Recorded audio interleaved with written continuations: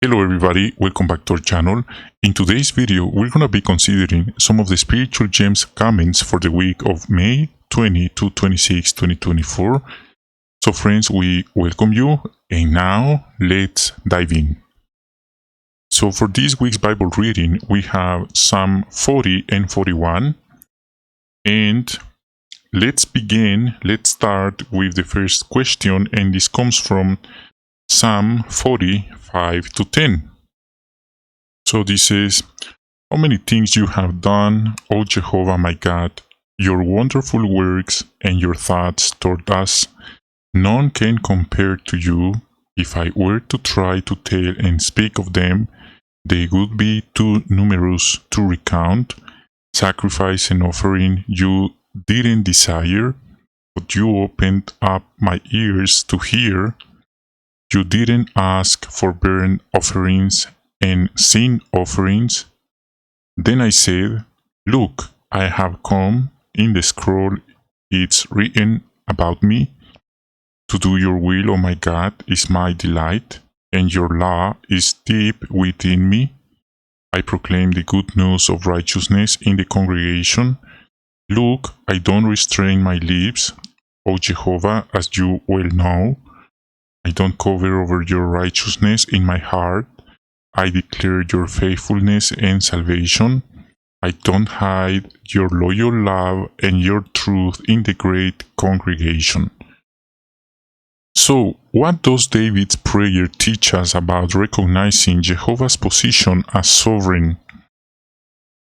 And this teaches us that the vindication of Jehovah's sovereignty and the sanctification of his own and holy name are the real matter, are really important and significant.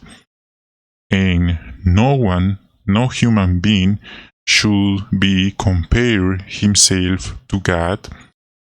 And another point we learn is that more than animal sacrifices, God is pleased that we are obedient to do his will. And our joy for Jehovah and his word should be felt in our hearts and reflected in the meetings as we are present and participate at them. Okay, now let's move on to the next question. What spiritual gems from this week's Bible reading would you like to share? And we have number 1. Let's take a look of Psalm 41. It says, this says, "I earnestly hoped in Jehovah, he inclined his ear to me and heard my cry for help." So this teaches us that it's really important to maintain our hope and rejoice in our hope, especially when we are going through situations that we cannot change or control. We know that each day that passes is one day closer to the new world. Okay, number 2. Psalm 42 says the verse, "He brought me up out of a roaring pit, out of the slimy mire, and he set my feet upon a crag. He made my footing secure." So this motivates us to value our place in the congregation. Jehovah brought us out of a mire, a deep hole, so to speak, that is the world and the sin. It's not a coincidence, it's not by chance that we are here serving him, worshiping him, and being aware of this matter will help us to value our place and our worshiping instead of finding our service to Jehovah as something annoying or boring. Number 3. We notice verse 3. It says, "Then he put a new song in my mouth, praise to our God. Many will look on in awe and put their trust in Jehovah." We see that music of praise in the worship of God is very essential and important. Even in heaven, the angels are praising Jehovah God with song.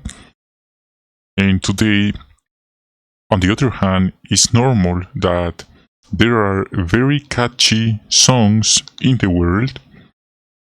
Even children know these songs of the world. But now let's think for a moment. If we know some kingdom songs of memory or just songs of the world, there's no doubt it's good to reflect and meditate about it. Why? Some time ago, Jehovah's organization said to us, if you were thrown into prison, how many of our kingdom songs would you be able to sing from memory? This is in the Watchtower 2010, 12, 15, and the article is entitled Sing to Jehovah, paragraphs 20 to 24, specifically paragraph 11 at the end. Okay, now let's move on to number 4 and 40. Chapter 40, verse 4 says, happy is the man who trusts in Jehovah and who doesn't look the defiant or those who are false. The footnote says liars or liars. So the Bible is exhorting us to trust in Jehovah, our Creator. But on the other hand, this system of things is encouraging us to reject God, to not believe in God, instead of that, to doubt of God and trust in another human being and trust in His creation. And that's really noticeable today because many people, they trust in witches, coaches, motivators, political leaders, religious leaders. But the Bible says that every man be found a liar and only Jehovah God be found true. Where the Bible says that? In Romans 3:4. Okay, now number 5. Psalm 40:10. We already read this verse and we notice how the psalmist is expressing his joy when he is in the great congregation and he's not hiding the loyal love and all his gratitude to Jehovah among his brothers. Sometimes we might be tired and we might be tempted not to participate in our meetings and just be there like listeners, but we don't want to give any comments and not to share any spiritual gift or talents through our comments or having a conversation with those who are discouraged. If we are doing so, this would be like to hide the signs of God's loyal love in our lives.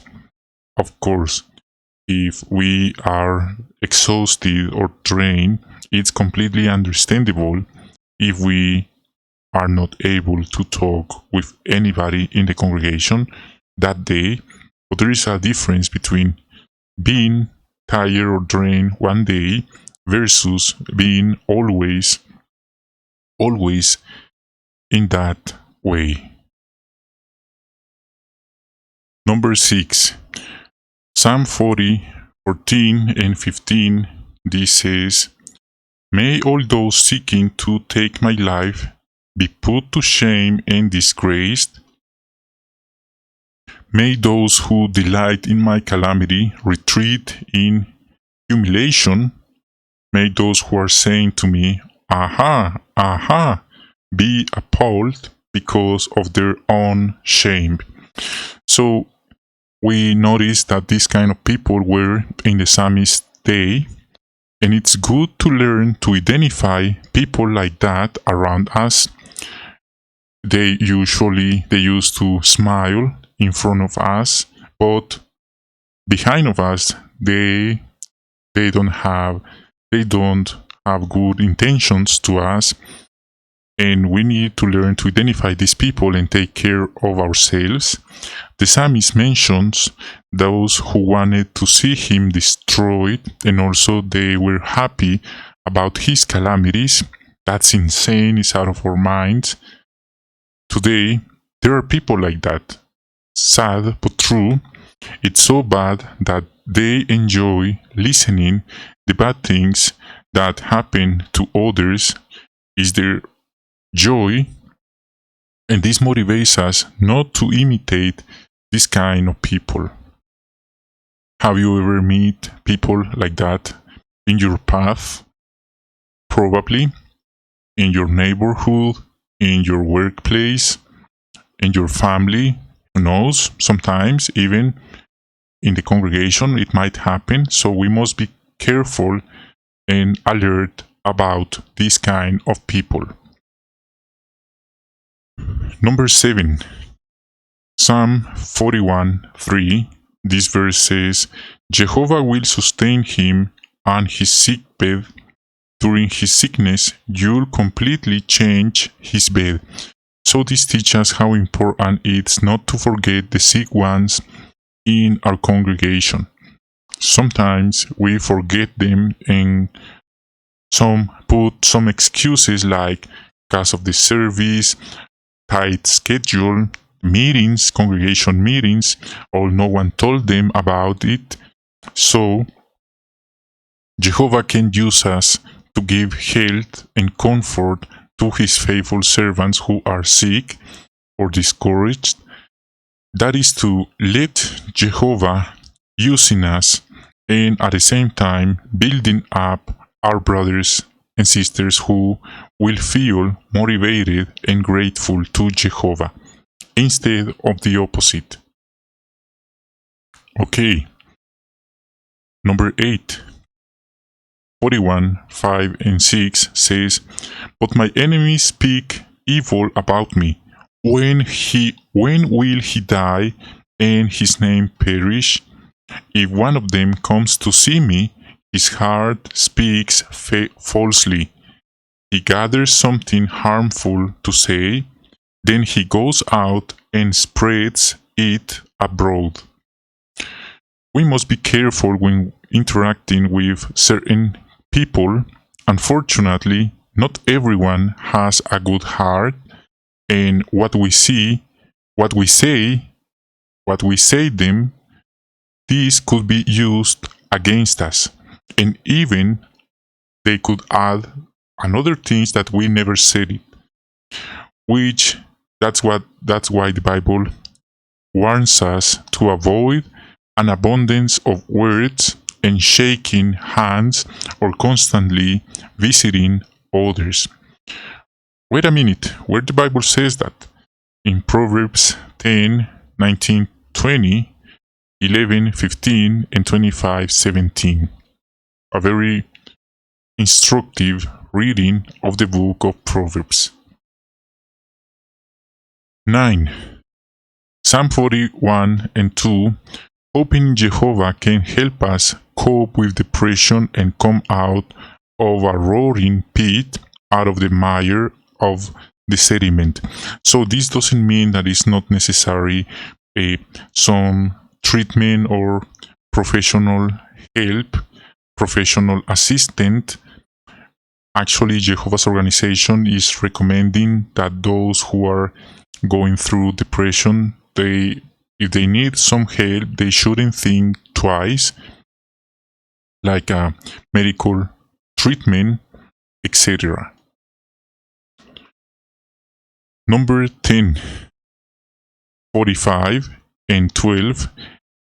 Neither calamities nor personal shortcomings, no matter how many, will overwhelm us if we don't lose sight of the fact that our blessings are more numerous than we can recount. Okay, friends, that's a wrap for today's video. A very instructive Bible reading for this week.